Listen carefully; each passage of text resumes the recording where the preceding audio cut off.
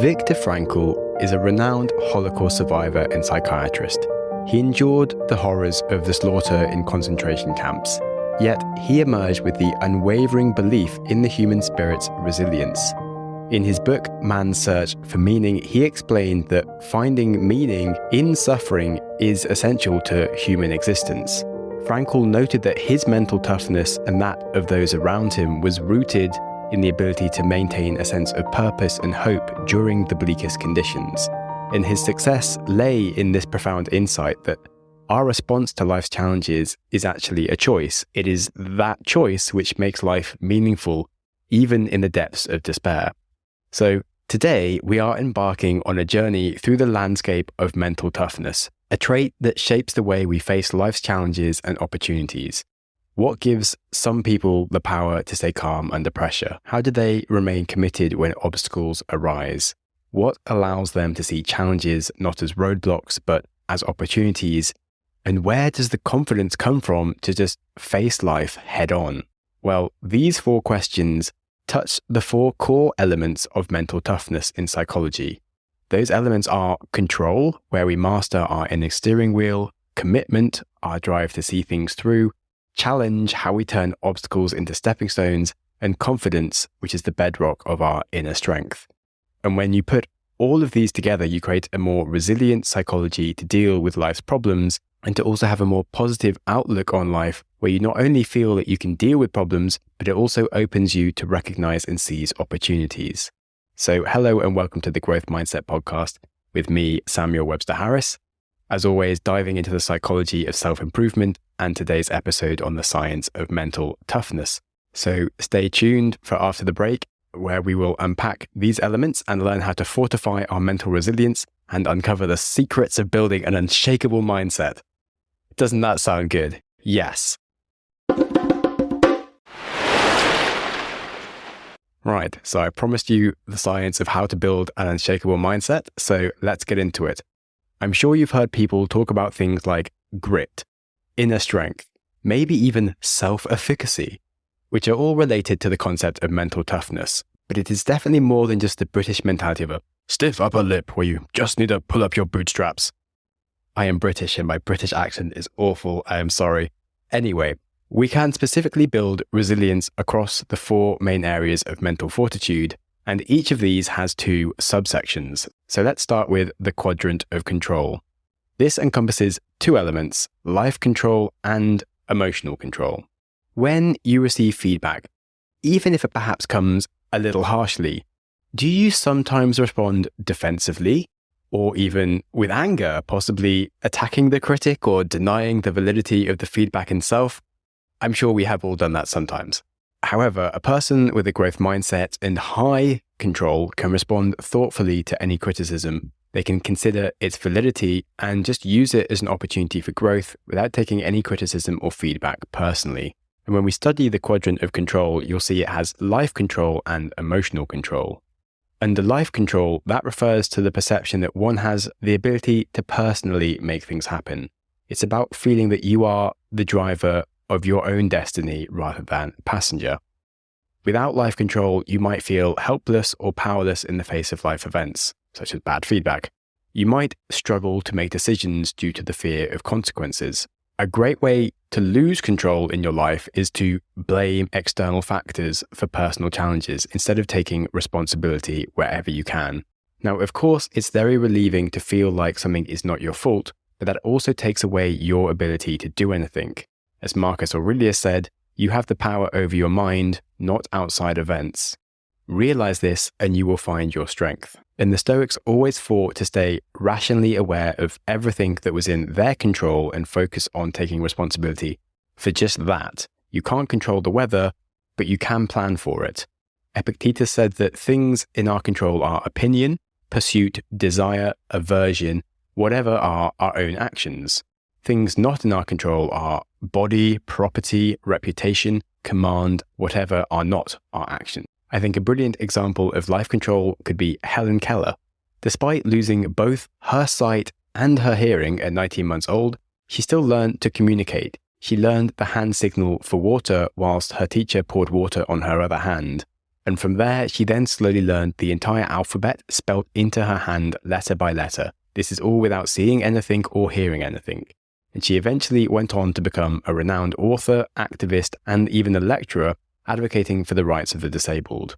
Someone else with significant life control was Beethoven, who continued to write symphonies after he lost his hearing. So it's definitely possible to keep mindful of what the things are that we can control without blaming everything else that we can't control, like our health even.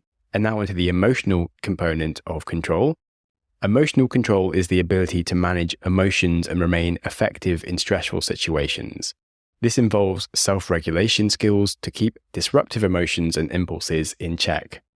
Without good emotional control, you'll have difficulty managing anger or managing frustration, and it can lead to perhaps inappropriate outbursts, of course, but just also becoming easily stressed or overwhelmed in situations. The Stoics tried to handle emotional control by practicing self-awareness and detachment. They believed that emotions stem from our judgments, and that by changing our judgments, we can change our own emotional responses. A properly trained mind does not allow disturbances within itself, and in essence, we can choose to feel harmed. An example of this would be that we all do know that children can be very annoying and difficult, but a parent with high emotional control will always be able to maintain composure when a child acts out or does something absolutely outrageous. They can address the behavior calmly and constructively, whereas a parent with low emotional control might react harshly, they might yell, they might display anger, which could escalate the situation and model poor emotional regulation for the child. And it's bloody annoying to hear that if you're a parent, because it's super annoying when kids are a nightmare, but your emotions are always within your power to control and decide how you react. And then largely, in summary, for the quadrant of control, it's all about harnessing the power within oneself to influence our own life trajectory, managing our own emotional responses to maintain effectiveness in any situation, and the internal focus is where the Stoics really believed true power and freedom lies. So now onto the quadrant of commitment. We all have things we want to achieve, but the way that we commit to getting there does greatly influence the outcome. With a vague goal of getting fit without a structured plan, sporadic gym visits, maybe a healthy diet sometimes, we'll see little improvement and maybe forget that we're even trying to get fit. Whereas if you set a goal like running a marathon, you have a detailed training program, a regular diet, you make sure you have good sleeping patterns, you'll get exactly where you planned to go. Now, mental toughness when it comes to staying committed is, again, a quadrant that's split into two elements: achievement orientation and goal orientation. In goal orientation, it's about the importance placed on just making plans and goals to provide a direction in life, a North Star. It's not just about setting goals, but setting the direction and then having the determination to reach the end point. I do think it's important to remember it's not just about the end point, but also about the journey. So you do have to set a goal that contains a journey that you will endure and not hate so much that you stop. Otherwise, you'll never get to the end point. And then when you look at the achievement orientation, the other section of the commitment quadrant, this is the drive to meet and surpass standards of excellence. It's the internal compass that directs individuals towards setting and accomplishing their goals, often with a strong sense of purpose and a clear vision for the desired outcomes. Without a high achievement orientation, we can find ourselves setting overly ambitious goals without any realistic plan or benchmarks based on something specific of what's actually going to happen, what's actually going to be achieved. And this means that we'll find ourselves procrastinating and we'll have a lack of follow through on the goals maybe, or just not finding a time when we ever understand when it will get done because it's just too big and ambiguous. And perhaps most damagingly, we can quickly get discouraged in the face of setbacks and failures when we're not really focused on what we should be achieving. Stoics, of course, have some advice here, and they would counsel that focusing on the effort rather than the outcome to emphasize virtue in the performance of one's duties is the true measures of success. But also, when you want to do something, just bloody do the thing and not other stuff. Epictetus said, if you wish to be a writer, write. So someone with an achievement orientation might look at their career, not at specific career milestones. They'll actively seek opportunities for professional development to achieve promotion. And without the achievement orientation, people might remain passive about their career path. They might expect advancement to occur somehow naturally without really actively engaging in it and they might quickly feel lost and confused at where they're going when they aren't really advancing and they don't know why. Now, in this whole area of commitment, I think there's a huge mistake that people think you can solve everything by setting good goals. Now, ultimately, goals are not a recipe for success in the slightest. If everyone that set the goal of building the next billion-dollar company like Uber, there would be millions upon millions of entrepreneurs who are billionaires, because lots of people have that goal. Of course, not every athlete goes on to win an Olympic gold medal, despite many of them having that goal. So clearly, having a goal does not equal success. And this is why I think the Stoic answer to commitment is much more important. Looking at the Stoic principles here, the emphasis would be on disciplined action, setting goals aligned with one's values, maintaining a focus on personal effort, and measuring achievement based on the amount of effort and improvement, and not just in external success measurements like winning. And I think that's very important. Next, we will be going on to the quadrant of challenge. I'm sure we all know that a hallmark of the growth mindset and Stoicism is the love of challenge. The obstacle is the way. Anything worth doing is not easy. If it was easy to get fit and build a business, we'd all be billionaires with six-pack abs. But the nice thing about this is that it shows us that doing hard things, doing challenges, is where you will find success. Abraham Lincoln knew this, and he faced numerous personal and political setbacks, including losing 8 elections and enduring the death of his son. Despite those challenges, he persevered to become one of the most influential presidents of the United States ever, and led the country during the Civil War and the movement to abolish slavery. So the point is that we should be able to take on a challenge. And in the challenge quadrant of mental toughness, that's made up of our risk orientation and our learning orientation. Now, risk orientation involves our willingness to engage with uncertainty, take calculated risks. It reflects a person's comfort with the possibility of failure when trying new things or pursuing an ambitious goal. You could say that Elon Musk has a very high risk orientation. He started Tesla and SpaceX at basically the same time and invested all his money into building them, and that was the first commercial private space company in the world and the first electric car company in the world, both of which were absurd things to do that no one has ever done before and everyone thought would absolutely definitely fail. So there are definitely some good things from being able to have a high risk orientation. Without being able to take risks, we'll avoid opportunities that come our way due to fear of failure or rejection, and we might have excessive amounts of caution which lead us to just stagnate and miss opportunities.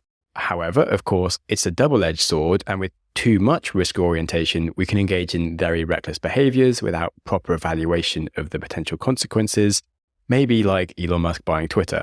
Anyway, I'm not going to get too political here.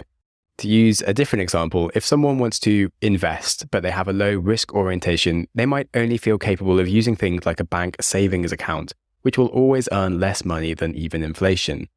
An appropriately risked person probably would be having a balanced portfolio with some money in the stock market, getting like average returns using ETFs, maybe some other asset classes, and someone too risky would be maybe putting all of their money into the shares of like a single company, or maybe putting all of their money into crypto, for example. And now the Stoics would approach risk orientation by just acknowledging the unpredictability of external events, but at the same time encouraging action in alignment with one's values and reason.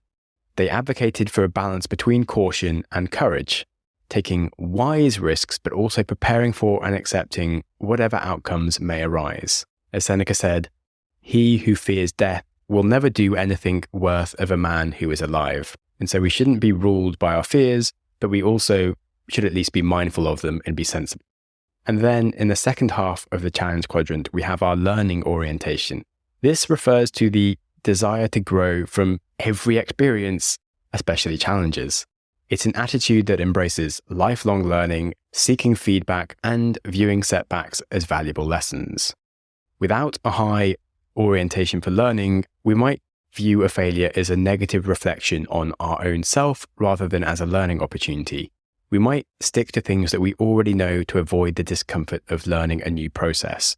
We might even ignore feedback or constructive criticism due to a fixed mindset.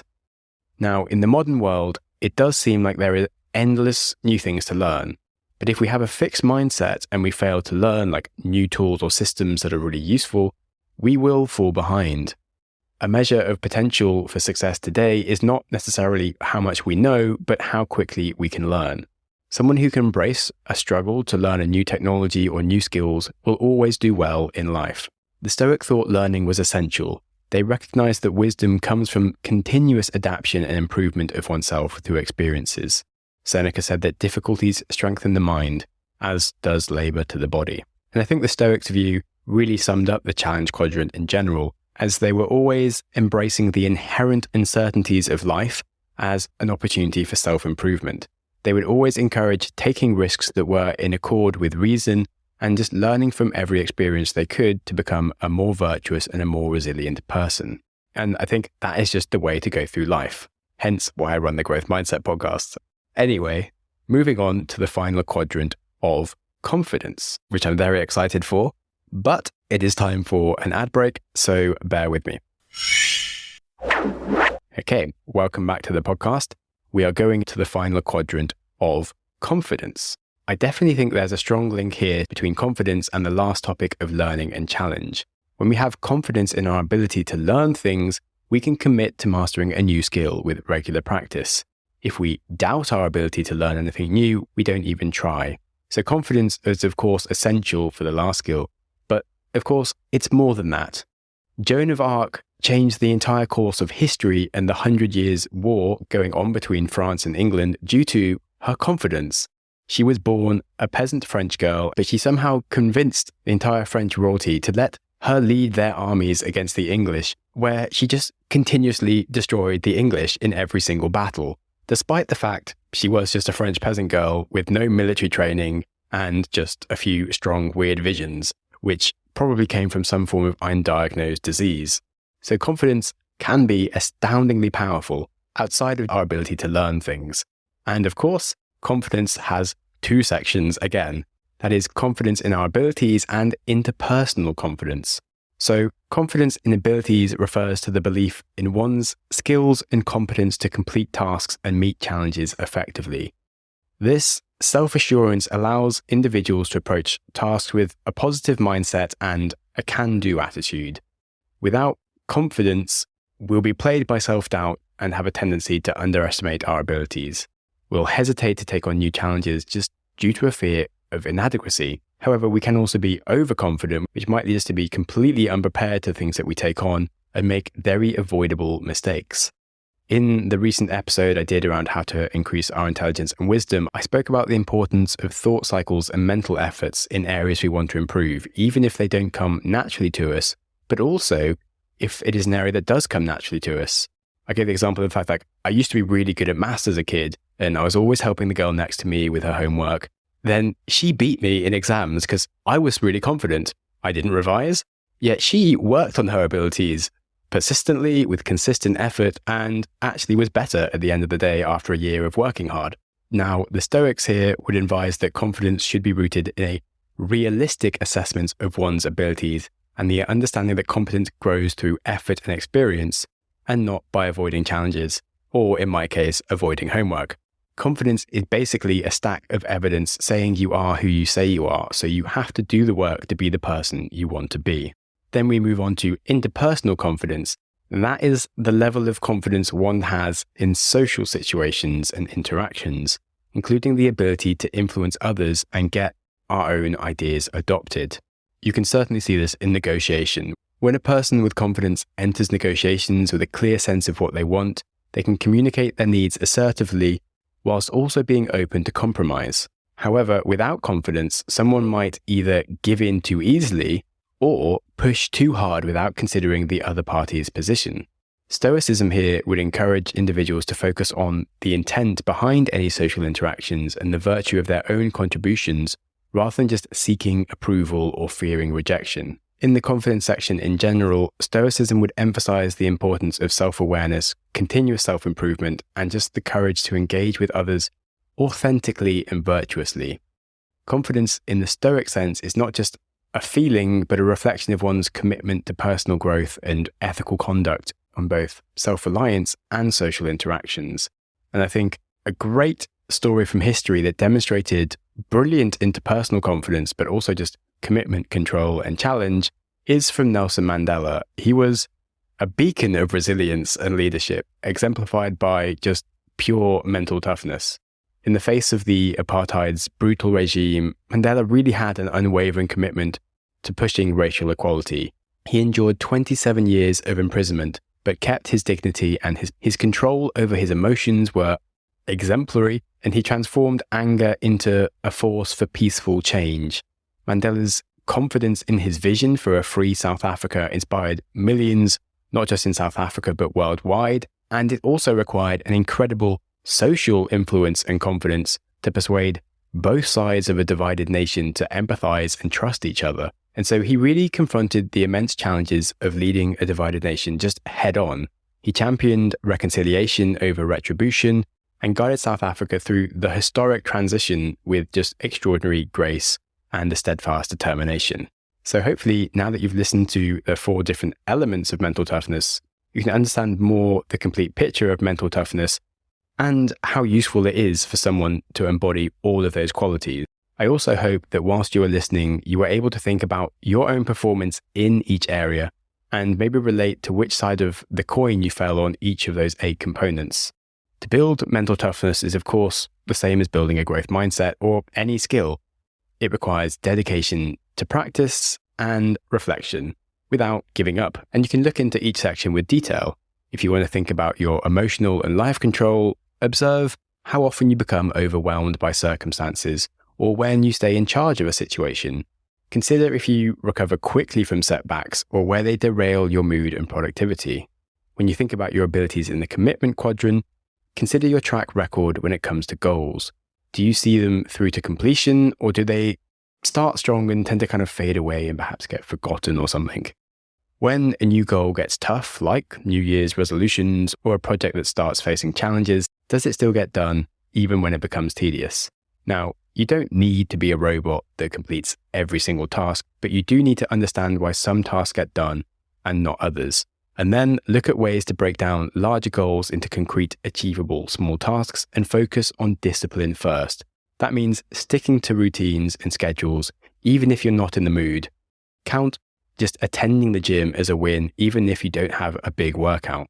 Now, when we look at the challenge quadrant, you might want to recall your reactions to unexpected changes, not just if you can take on big challenges, but if you can deal with new challenges that you didn't plan for.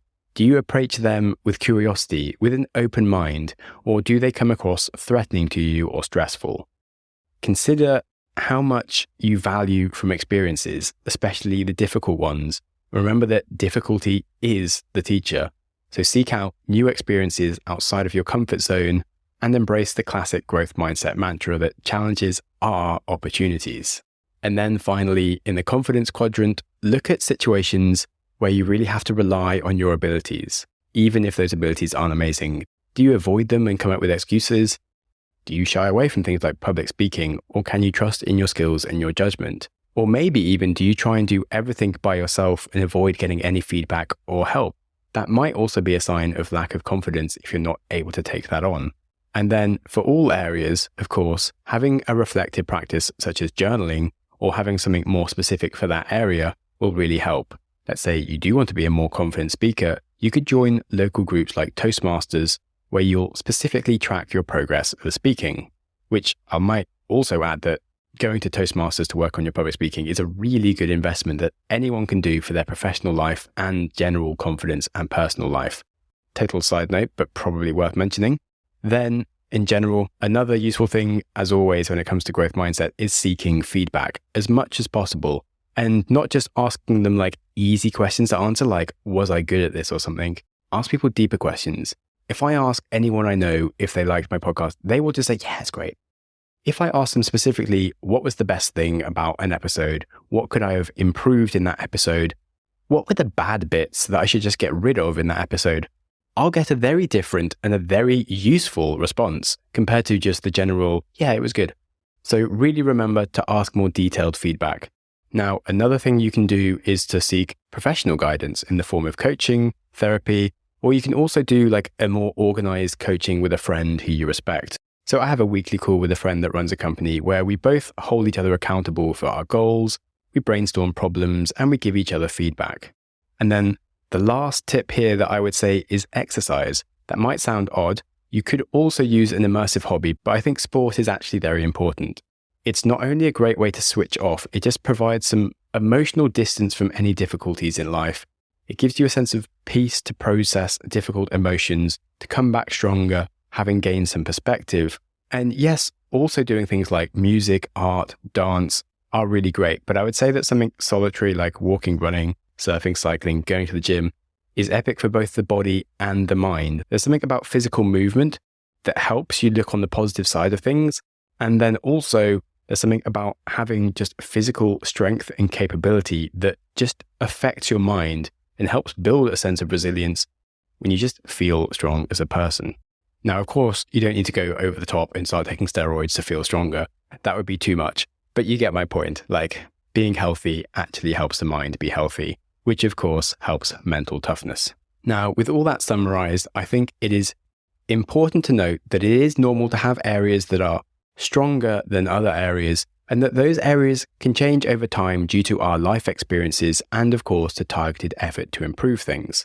Like I said at school where I was really good at maths, I was terrible at speaking. I had a lisp, I was terrified of doing any form of public speaking, and I actually failed that section of my English completely. Yet now I'm someone that's done stand-up comedy and runs a podcast. So with effort, things can change even if you think you're weak at them. You just have to remember that building mental toughness is a gradual process, and it involves consistent practice and self-reflection.